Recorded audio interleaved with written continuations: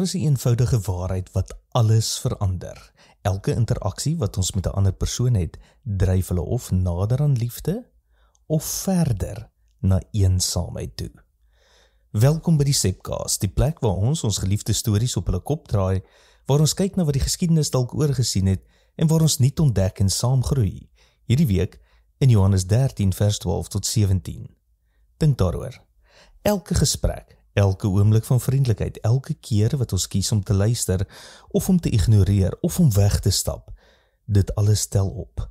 En meestal besef ons nie eers die impak wat ons het nie. Ons aanvaar dat woorde net woorde is, dat stilte net stilte is. Maar wat as ons verkeerd is? Wat as elke ontmoeting, hoe klein ook al, besig is om iets groter te vorm as wat ons verstaan?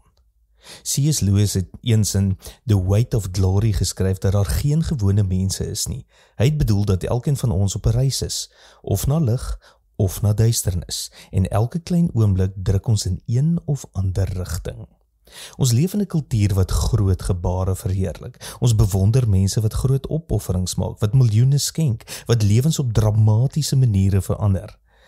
Maar Lewis daag ons uit om kleiner te kyk, om te sien dat elke interaksie, elke oomblik van oogkontak, elke keer wat ons kies om te gee of om nie te gee nie, saak maak. Want mense is nie staties nie, hulle word voortdurend gevorm deur wat aan hulle gesê word, deur hoe hulle behandel word, deur die warmte of koue wat hulle van ander ervaar. Het jy al ooit gevoel asof jy onsigbaar is? Het jy al ooit 'n vertrek binne gestap en besef, niemand sien jou regtig nie? Dit is 'n stil soort pyn, maar dit laat 'n merk. Dit kap aan iets diep binne in jou. En hoe meer dit gebeur, hoe makliker is dit om te glo dat jy dalk regtig nie saak maak nie, dat jy dalk werklik onsigbaar is. Nou, draai dit om. Dink aan 'n tyd toe iemand gestop het en jou regtig raak gesien het, toe iemand jou waardeer het. Daardie gevoel, dit gee lewe, dit is transformerend en dit verg nie veel nie. 'n vriendelike woord, 'n oomblik van onverdeelde aandag, 'n glimlag, 'n eenvoudige erkenning wat sê, ek sien jou. Dit is klein dinge, maar dit maak 'n reuse verskil.